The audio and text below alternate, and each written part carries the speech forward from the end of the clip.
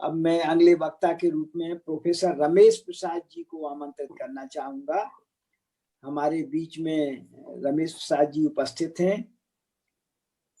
मेरी आवाज सुनाई दे रही है आप लोगों को? हेलो जी गुरु जी जी हाँ, सर, आ रही है जी। रमेश प्रसाद जी हमारे बीच में उपस्थित हैं शायद ना? हाँ है, वो बोलने के जी लिए तैयार है। जी जी। रमेश प्रसाद जी का परिचय सब लोग जानते हैं। देखिए वो अभी लगातार एक उनके भगवान बुद्ध के अभिधर्म पर और भगवान बुद्ध की वाणी पर अपना प्रसारण करते रहते हैं। संपूर्णानंद संस्कृत विश्वविद्यालय में श्रवण विद्या के संकायाध्यक्ष हैं। इनको बहुत पहले ही राष्ट्रपति द्वारा सम्मानित किया जा चुका है। तो मैं उनको निवेदन करता हूं कि अपना समय सीमा के अंतर्गत वो सारांश में ही, जैसे आकाशवाणी में 10 मिनट समय दिया जाता है और बड़ा अच्छी प्रस्तुति होती है, तो मैं समझता हूं कि वो 13 मिनट में अपनी प्रस्तुति करेंगे। डॉक्टर रमेश प्रसाद जी को सादर आमंत्रित करते हैं। हाँ, आवाज आ रही है सर? हाँ जी, स्वागत है आपका। मैं एक बार आपका स्वागत कर चुका हूँ और फिर से आपका स्वागत करता हूँ। आपकी आवाज सुनाई दी थी सर, अब आपकी आवाज अच्छा, सुनाई। चलिए फिर तो कोई बात नहीं है, आप अपना पत्र स्टार्ट प्रारंभ करें। ये च बुद्धा अतीता च ये च बुद्धा अनागता पचुपन्ना च ये बुद्धा अहं वंदामि सर्वदा। पहले तो मैं भिक्षुनी कुसुमा जो इस वेबिनार की नायिका है उनको मैं नमन करता हूँ, श्रद्धांजलि व्यक्त करता हूँ, जो श्रीलंका से आकर भिक्षुनी संघ की भारत में स्थापना करती है और इतना बड़ा बोल्ड स्टेप लेती है और भारत में रहकर अपना वह जीवन यापन करती है, जिनका परिनिर्वाण कुछ समय पहले होता है। और उन्हीं के उपलक्ष्य में इस भिक्षुनी संघ के ऊपर, भिक्षुनी के ऊपर यह कार्यक्रम आयोजित किया गया है। इस आयोजन के लिए मैं भदंत शिवली भंते जी को मैं कोटिशा बधाई देता हूं और इसमें जो कर्ता धर्ता, जो सूत्रधार हैं प्रोफेसर विमलेंद्र कुमार, उनको भी कृतज्ञता व्यक्त करता हूं। यहाँ उपस्थित अध्यक्ष प्रोफेसर विजय कुमार जैन जी, पूर्व वक्ता प्रोफेसर हर प्रसाद दीक्षित जी, प्रोफेसर राम नक्षत्र प्रसाद जी, और अभी उज्जवल जी और अरुण जी का होना है, और संचालक अनिमेश प्रकाश जी, सभी को मैं नमस्कार करते हुए मैं अपना भाषण आरंभ करता हूं। जैसा कि पूर्व दोनों वक्ताओं ने कहा कि भिक्षुनी संघ पर प्रोफेसर हरप्रसाद दीक्षित जी ने प्रकाश डाला और पूजा च पूजनीयानंग एतंग मंगल मुत्तमम, इस पर राम नक्षत्र प्रसाद जी ने बहुत अच्छे ढंग से प्रकाश डाला। मुझे बहुत कुछ नहीं कहना है, मैं सर समय के अंदर ही खत्म कर दूंगा। हम लोग जानते हैं कि भगवान बुद्ध की बोधि प्राप्ति के बाद 5वें वर्ष में भगवान कपिलवस्तु जाते हैं। वहां वे निग्रोधाराम में रुकते हैं और वहां पर महाप्रजापति गौतमी आती है कि हमें प्रवज्या मिल जाए, लेकिन प्रवज्या उन्हें नहीं दी जाती है। फिर भगवान वहां से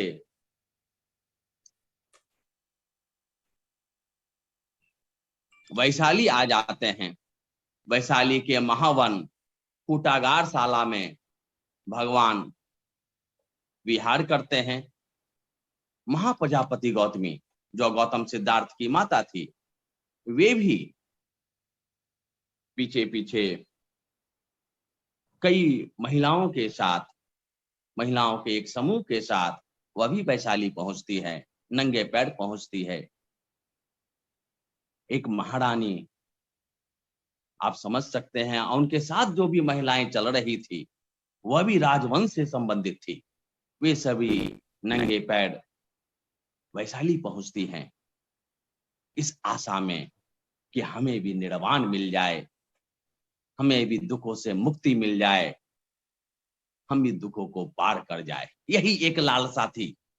नहीं तो उस राजवंश की महिलाओं को क्या आवश्यकता है कि एक भिक्षुणी बनने की, एक भिखारी बनने की। भिक्षु का अर्थ ही होता है कि भिखारी। लेकिन अंदर से जो उन्होंने देखा था भिक्षु संघ को, जो उसके मुख पर जो प्रसन्नता देखी थी, तो उन्हें भी लगा यह प्रसन्नता हमारे अंदर भी आनी चाहिए। और यही लालसा और इसी भाव के साथ उन्होंने भी गृह त्याग किया और गृह त्याग करके वैशाली पहुंचती है।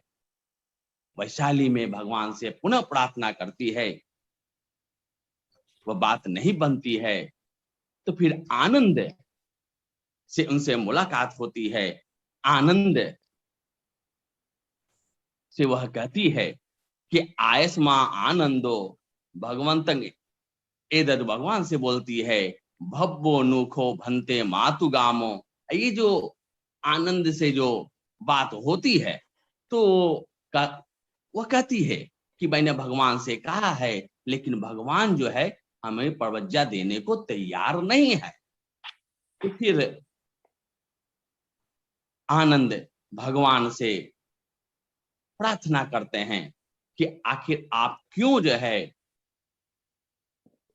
इन्हें प्रवज्ञा नहीं देना चाहते हैं, उपसंपदा नहीं देना चाहते हैं। तो उस समय प्रवज्ञा और उपसंपदा एक साथ ही हो जाता था। क्या ये सोतापति प्राप्त नहीं कर सकती है? क्या यह सगदागामी को प्राप्त नहीं कर सकती है? यह एक स्टेजेज है। क्या अनागामी अवस्था को नहीं प्राप्त कर सकती है? और जो अंतिम जो हाईएस्ट लेवल ऑफ नॉलेज है अरहत्व, क्या अरहत्व को प्राप्त नहीं कर सकती है? भगवान कहते हैं ऐसा नहीं है, यह प्राप्त कर सकती है। पाली वाले में नहीं जा रहा हूं, पाली के करूंगा तो कुछ समय बीत जाएगा। भगवान तर्क से पराजित होते हैं और महाप्रजापति गौतमी को भिक्षुणी बनाया जाता है और उनके समूह को बनाया जाता है और भिक्षुणी संघ की स्थापना हो जाती है। अब लोगों का आरोप है कि भगवान महिलाओं के साथ दो व्यवहार रखना चाहते थे। पुरुष का अलग व्यवहार था, महिलाओं का अलग व्यवहार था। मैं इस बात से कतई जो है एग्री नहीं करता। आप के घर में बेटा भी है, बेटी भी है। बेटा को स्वतंत्रता रहती है कि भाई 12 बजे आओ, 2 बजे आओ, रात में जितने बजे आओ। लेकिन बेटी को ये रहता, बंधन रहता है कि आप 5-6 बजे तक आ जाओ। यह बंधन नहीं है, यह उसकी सुरक्षा है। तो भगवान ने सुरक्षा को देखकर, क्योंकि वहां उस समय घर घर भिक्षा मांगना पड़ता था और विहार जो होते थे, मोनास्ट्री जो होते थे, वह शहर से बहुत दूर होते थे। तो वो सुरक्षा को ध्यान में रखकर भगवान ने नहीं चाहते थे कि भिक्षुणी संघ की स्थापना हो। और दूसरी बात कि अब भिक्षु और भिक्षुणी दोनों तो रहेंगे ही साथ में। अब हो सकता है कि भिक्षु की ही गलती हो, लेकिन अगर भिक्षु भी अगर अस्खलित होता है तो वो संघ तो बिगड़ेगा ही, भिक्षु संघ भी बिगड़ेगा, भिक्षुणी संघ भी बिगड़ेगा। इसलिए ब्रह्मचर्य को स्थापित करने के लिए, ब्रह्मचर्य का पालन करने के लिए, ब्रह्मचर्य का किसी प्रकार से स्खलन नहीं हो, किसी प्रकार से वह ब्रह्मचर्य न टूटे, इसके लिए भगवान ने महिलाओं को नहीं लाना चाहते थे। देखिए, इसलिए चुलवग में अगर आप भिक्षुणी, खंदक है, 10वां खंदक है चुलवग का, 12 खंदक है कुछ चुलवग में, जिसमें 10वां खंदक भिक्षुणी खंदक है। उसमें आप देखेंगे तो भगवान कहते हैं सचे आनंद न अलभिष्य मातु गामो तथागत पवेदिते धम्म विनय अगर समा अनगार्यं पवज्जं चिरठितितं आनंद ब्रह्मचर्यं अभविष्य। यह ब्रह्मचर्य जो है, अगर यह संग में नहीं आती भिक्षुणी संघ की स्थापना नहीं होती तो ब्रह्मचर्य अभविष्य चिरठितरंग, यानी उसकी चिरस्थाई जो है ब्रह्मचर्य वह रहता, यानी बहुत दिनों तक जो है बुद्ध संघ में ब्रह्मचर्य का पालन होता रहता। वस सहस्रं सधम्मो तिष्ठय, वस सहस्रं 1000 वर्षों तक यह सधर्म टिकता। लेकिन यतो चखो आनंद मातु गामो तथागत पवेदिते धम्म विनये अगारसमा अनगार्यं पबज्जितो, चूंकि यह परिवर्तित हो चुकी है, न दाने आनंद ब्रह्मचर्यं चिठितिकं, यह चिरस्थायी अब नहीं होगा, भविष्य नहीं होगा। पंचेव दानी आनंद है, आनंद पंचेव वस शतानी, अब 500 वर्षों तक ही सद्धम्मो ठसती, अब यह जो सद्धम्म 1000 वर्षों तक चलता, अब वह सद्धम 500 वर्ष तक ही चल पाएगा, ऐसा भगवान ने भविष्यवाणी की। क्योंकि अब अभी तो ठीक है, भगवान बुद्ध हैं तो भगवान बुद्ध का नियंत्रण है, लेकिन वो जानते हैं कि धीरे धीरे जो है इस सद्धम का लोग पालन नहीं करेंगे। अब धम चलेगा कैसे? धम तो विनियोति शासनस आयु, शासन की जो आयु होती है, धम की जो आयु होती है, वह विनय ही होती है। अगर जब तक विनय है तब तक है, तो विनय का स्खलन अगर हम करते हैं तब हमारा सद्धम जो है धीरे धीरे नष्ट होगा। इसलिए भगवान बुद्ध नहीं चाहते थे कि महिलाओं का इसमें प्रवज्जा, इसमें महिलाओं को नीचा देखने का वो औचित्य नहीं था। महिलाओं को किसी भी प्रकार की प्रतिभा में भी ऐसा कमी उनको नहीं दिखाई देती थी कि वो नहीं कर सकती। उन्होंने सब कहा कि वो अरहत को प्राप्त वो भी कर सकती है, लेकिन इसी कारण ब्रह्मचर्य का पालन होता रहे संघ में, और संघ जो है वो और अस्थायी रहे और दिनों तक चलता रहे। इसके लिए महिलाओं को प्रवेश के लिए उन्होंने थोड़ा रोका। इसी के लिए उन्होंने जो है जो गरुधम 8 जो बनाए गए, तो ऐसा नहीं कि महिलाओं को बहुत ज्यादा नियंत्रण में करने, उनकी सुरक्षा है, उन्हीं की सुरक्षा के लिए। क्योंकि अब मानवीय कमजोरी है, वह सभी लोग जानते हैं, तो मानवीय कमजोरी पर नियंत्रण करना कितना कठिन है।